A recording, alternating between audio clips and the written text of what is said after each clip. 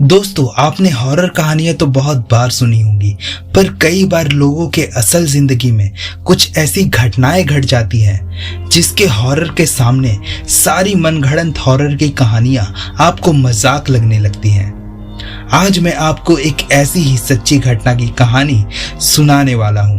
पर आज की कहानी पर जाने से पहले अगर आपको डार्क और मिस्टीरियस कहानियां पसंद है तो आपका स्वागत है हमारे channel THS villa the house of stories में, क्योंकि हम ऐसे ही स्टोरीज आपके लिए लाते रहते हैं। अगर आपको हमारे वीडियोस अच्छे लगते हैं तो इस वीडियो को लाइक करें और प्लीज हमारे चैनल को सब्सक्राइब करें और सभी नोटिफिकेशंस ऑन कर दें ताकि आप हमारे किसी भी वीडियो को मिस ना कर पाए। So let's go to the story.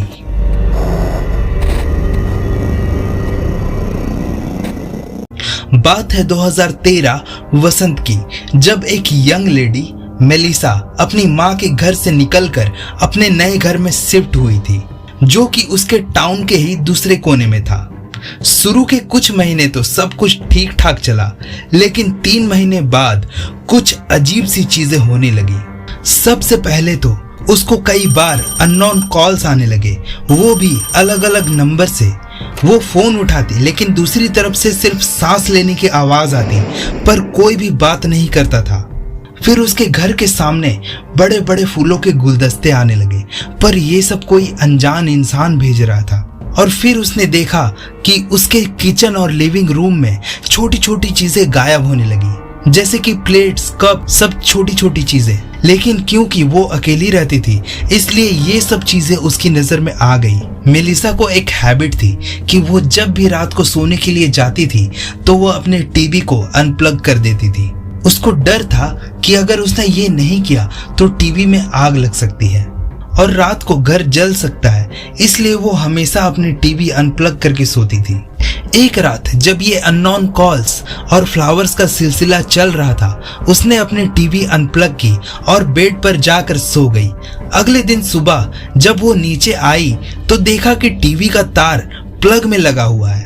उसने अपने आप को समझाया कि शायद वो गलती से अनप्लग करना भूल गई होगी, जो कि कभी कभी होता है। लेकिन उस रात जब उसने टीवी अनप्लग किया तो वो उस प्लग को देखकर कंफर्म कर रही थी कि हाँ मैंने टीवी अनप्लग किया है। तो मेलिसा ने टीवी अनप्लग कर दिया और फिर से उसको देखकर कंफर्म किया कि हाँ ये अनप्लग है। उसके बाद वो ऊपर अपने रूम में चली गई और सो गई। अगले दिन सुबह जब वो नीचे आई, उसके अंदर एक अजीब सी बेचैनी थी।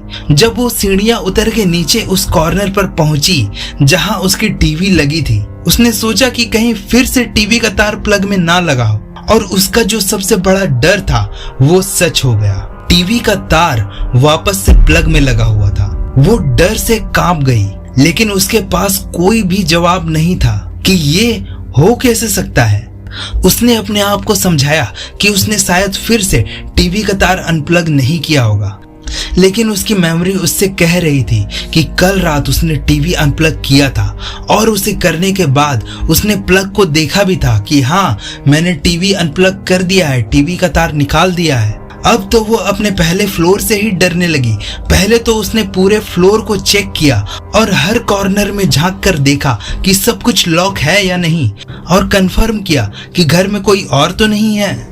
उसके बाद से मेलिसा के मन में अपने पहले फ्लोर के लिए इतना डर बैठ गया था कि वो रात को बहुत जल्दी, मतलब शाम के 3 बजे तक ही बेड पर चली जाती थी। रात को जब वो अपने बेडरूम में होती थी और घर में कोई भी आवाज सुनाई देती थी, उसको लगता था पहले फ्लोर पर कुछ तो हो रहा है। उसकी जिंदगी पूरी डर से भरी हुई थी, जहां वो अपने बेडरूम के बाहर किसी भी चीज से घबरा जाती थी। एक रात वो बहुत जल्दी, शायद 3 बजे ही बेड पर चली गई। उस टाइम तक सूरज भी नहीं डूबा था, लेकिन जब रात हुई और अंधेरा हो गया, वो अब तक सोई नहीं थी। उसने बेड पर बैठे बैठे टीवी ऑन किया और तुरंत ही चैनल्स अपने आप चेंज होने लगे। उसने सोचा अरे शायद मैं रिमोट पर ही बैठी हुई हूँ, लेकिन फिर उसे याद आया कि रिमोट तो उसके हाथ में ही है। उसने रिमोट को देखा, फिर टीवी को देखा और देखा कि चैनल्स अपने आप चेंज हो रहे हैं बिना रिमोट को छुए। मेलिसा के घर में सिर्फ एक ही सेट टॉप बॉक्स था, मतलब उसके नीचे वाले टीवी और ऊपर वाले टीवी कनेक्टेड थे। अगर एक टीवी का चैनल बदलता तो दूसरे में भी वही चैनल दिखता। जैसे ही उसने ये देखा कि चैनल्स अपने आप बदल रहे हैं, उसके दिमाग में एक ख्याल आया, कोई नीचे बैठा है और चैनल्स बदल रहा है। डर के मारे वो बिल्कुल जम गई। उसने तुरंत अपना टीवी बंद कर दिया ताकि दूसरे इंसान को पता ना चले कि कोई और भी टीवी देख रहा है। अब वो अंधेरे में एक वैसे घर में जो पहले ही उसके लिए डर का भूत बन चुका था, अपने कानों को दीवार में लगाकर सुनने की कोशिश कर रही थी कि नीचे सच में कोई है या सिर्फ उसका डर है। पर उसने सिर्फ अपनी सांस की आवाज सुनी और अपने दिल का धड़कन महसूस किया, लेकिन घर में कोई भी आवाज नहीं थी, ना टीवी की आवाज, ना किसी के कदमों की। घर में बिल्कुल सन्नाटा था। उसके लिए वो पल जैसे पूरी जिंदगी की तरह लग रहा था। उसने एक तकिया उठाया, उसको अपने सीने से लगा लिया और अपने सर को तकिए में दबा दिया। उस पोजीशन में ही वो धीरे धीरे सो गई। अगली सुबह जब वो उठी तो सूरज चमक रहा था और उसके साथ उसका डर भी कुछ कम हो गया था। सूरज की रोशनी में घर पहले जैसा डरावना नहीं लग रहा था। उसने अपने आप से कहा, ये जरूर सेट टॉप बॉक्स का कोई ग्लिच होगा। चलो नीचे जाके देखते हैं टीवी अनप्लग है या नहीं। और जब वो नीचे गई तो टीवी वाकई में अनप्लग्ड था। उसके लिए ये एक तसल्ली थी कि शायद उसकी सोच उसके दिमाग में उलझन पैदा कर रही थी। उसने अपने आप से कहा, शायद मैं कुछ ज्यादा ही सोच रही हूँ, मुझे किसी से बात करनी चाहिए। और वैसे भी उस दिन वो अपने परिवार के एक बर्थडे पार्टी में जाने वाली थी। जब वो पार्टी में पहुंची तो अपने बड़े भाई को साइड में ले जाके अपनी कहानी सुनाई कि कैसे उसके घर में ये अजीब चीजें हो रही थी, सेट टॉप बॉक्स का ग्लिच और टीवी का अपने आप प्लग हो जाना। पहले तो उसके भाई ने उसे ऐसे देखा जैसे कि क्या ये सच में हो रहा है, तुझे तो भूत दिख रहे हैं घर में। लेकिन जब उसने सीरियसली सुना कि कैसे प्लग दो बार अपने आप वापस दीवार के सॉकेट में घुस गया और सेट टॉप बॉक्स का सीन, तो उसके भाई ने भी सोचा, हाँ ये सब थोड़ा अजीब तो लग रहा है। वो उसे कहने लगा, मैं तेरे साथ कुछ दिन रह लेता हूँ, देखते हैं क्या सीन है। और जब ये बातें हो रही थी तब उसका छोटा भाई वहां से गुजर रहा था। उसने सुन लिया और बोला, मैं भी रुकूंगा। तो ये दोनों भाई 4 दिन तक मेलिसा के घर के पहले फ्लोर पे रहे। उन्हें कुछ भी अजीब नहीं लगा, ना ही उन्होंने कुछ सुना, ना ही उन्होंने कुछ देखा। सब कुछ नॉर्मल था। पहले तो मेलिसा को थोड़ी तसल्ली मिली, लेकिन फिर उसके दिमाग में सवाल उठने लगे। क्या इसका मतलब ये है कि जो भी ये सब कर रहा है वो मेरी हर मूव को क्लोजली देख रहा है? क्या उन्हें पता है कि मेरे घर में अभी मेरे भाई है, इसलिए वो दूर ही रह रहे हैं? क्या मुझ पे इतनी करीब से नजर रखी जा रही है? चौथी रात के बाद जब उसके भाई वापस जाने लगे तो मेलिसा उन्हें बहुत मना रही थी कि वो रुक जाएं। उसके लिए इस घर में अकेले रहने के बारे में सोचना भी बहुत मुश्किल था। उसके भाई उसे दिलासा देने की कोशिश करने लगे कि टेंशन लेने की जरूरत नहीं है, लेकिन अगर कुछ भी अजीब हुआ, दिन हो या रात हो, कॉल या टेक्स्ट करना और हम तुरंत आ जाएंगे। लेकिन मेलिसा को ये दिलासा कुछ खास नहीं लगा। रात होने वाली थी और उसके लिए ये तो 3 बजे का वक्त भी बहुत लेट था। तो वो वापस अपने घर आ गई और घर के चक्कर लगाने लगी। लगभग 20 चक्कर तो कंफर्म लगाई होगी कि सब कुछ बंद है और लॉक है, घर में कोई नहीं है और सब कुछ सेफ है। उसके बाद वो ऊपर अपने बेडरूम में चली गई जैसे हर रात होता था। वो अपने दरवाजे के बाहर सब कुछ से इतनी डरी होती थी कि ठीक से सो भी नहीं पाती थी। और जब वो वहां कंप्लीट साइलेंस में लेटे हुए थी, उसने एकदम से अपने पीछे दरवाजे खुलते हुए सुना। उसने कदमों की आवाज सुनी जो उसके पहले फ्लोर पे ही चल रहे थे।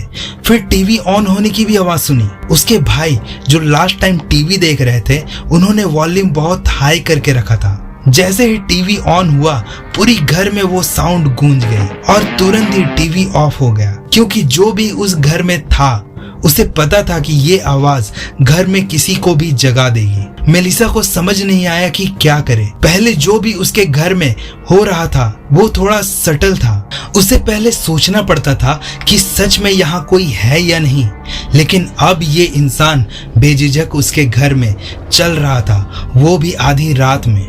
वो टीवी ऑन करके उसकी आवाज पूरे घर में गूंज रही थी। मेलिसा एकदम डर गई और तुरंत अपना फोन उठाया। उसने अपने भाई को कॉल किया और भाई ने भी कॉल तुरंत उठा लिया। मेलिसा ने घबराते हुए कहा, कोई घर के अंदर है अभी। भाई ने कहा, मैं 10 मिनट में वहां आता हूं, अपने कमरे से बाहर मत निकलना, कुछ मत करना और मेरे साथ लाइन पर बनी रहना। मेलिसा कांप रही थी, लेकिन धीरे धीरे उठकर खिड़की की तरफ चल पड़ी।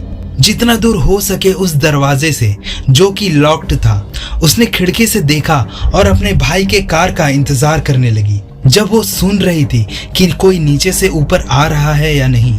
फाइनली मेलिसा ने अपनी आंखों के कोने से देखा कि उसका भाई कार से उतरकर सीधा उसके घर की तरफ दौड़ता हुआ आ रहा था, उसके छोटे भाई के साथ। दोनों ने फेंस को पार किया और उसके घर और उसकी पड़ोसी के घर के बीच की गली से पीछे की तरफ चले गए। मेलिसा अब भी फोन पे थी और पूछ रही थी, देख रहे हो उसे? क्या उसे तुम देख पा रहे हो? क्या तुमने उसे देखा? उसका भाई पीछे के हिस्से में गया जहां से पूरा पहला फ्लोर दिखता था और जैसे ही वो वहां पहुंचा कुछ देर तक फोन पे सन्नाटा छा गया। मेलिसा घबराहट से पूछी, क्या देख रहे हो? उसके भाई ने कहा, हाँ ये कंफर्म है कि कोई तुम्हारे लिविंग रूम में है, अभी भी है। मैं पुलिस को कॉल कर रहा हूँ और फिर तुम्हें कॉल बैक करूंगा। मेलिसा ने जो सुना था वो उसके लिए सच था, लेकिन अब जब उसके भाई ने कंफर्म कर दिया उसका डर एक अलग ही लेवल पर पहुंच गया। अब वो सच में अपनी जान के लिए डर रही थी।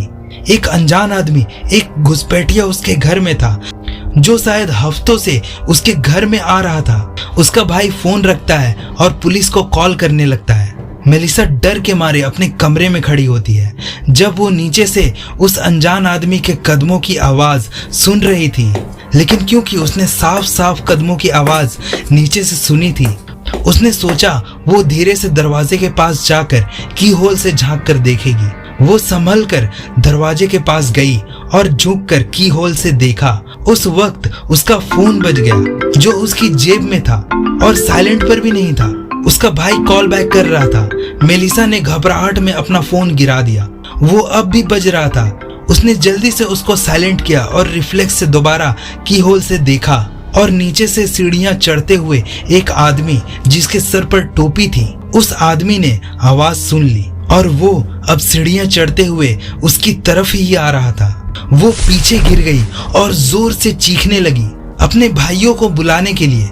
उसने सुना कि उसके भाई जोर से अंदर दौड़कर आए और फिर सीढ़ियों पर एक जोरदार स्ट्रगल शुरू हो गया।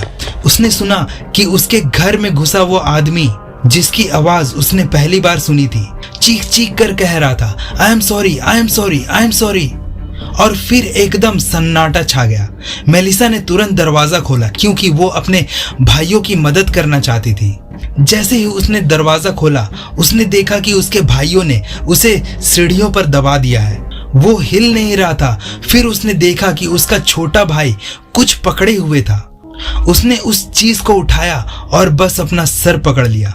वो एक चाकू था। तब उसे समझ में आया, जो अनजान आदमी उसके घर में घुसा था वो चाकू लेकर आया था। और जब तक वो ये समझती, उसके बड़े भाई ने उस आदमी का टोपी उतार दिया। वो आदमी उसके माँ की 10 साल पुराना एक्स बॉयफ्रेंड निकला। वही आदमी जिसके बारे में सबको लगता था कि उसका मेलिसा के प्रति कुछ गलत अट्रैक्शन है। पुलिस तुरंत वहां आ गई और उस आदमी को अरेस्ट कर लिया। उसने बिना किसी हिचकिचाहट के सब कबूल लिया कि वो पिछले 4 महीने से मेलिसा के घर में छुप छुप के घुस रहा था। वो कब और कैसे घुसता था ये उसने कभी नहीं बताया, लेकिन उसने ये जरूर एक्सेप्ट किया, हाँ मैं लगभग हर रात घुसने के लिए आता था। पुलिस ने कहा कि हो सकता है कि ये किसी मेंटल इलनेस की वजह से हो, लेकिन मेलिसा के परिवार को लगा कि ये कुछ और ही डार्क चीज है। चाहे जो भी वजह हो, उस आदमी को 3 साल के लिए जेल हो गई। तो दोस्तों, कैसी लगी आपको हमारी आज की ये स्टोरी? हमें कमेंट करें और साथ ही वीडियो को लाइक कर दें। हमारे चैनल को सब्सक्राइब भी करें ताकि ऐसी कहानियां हम आपके पास लाते रहें। तो हम जल्द ही मिलेंगे हमारी अगली वीडियो पर। तब तक के लिए अपना ख्याल रखें। धन्यवाद।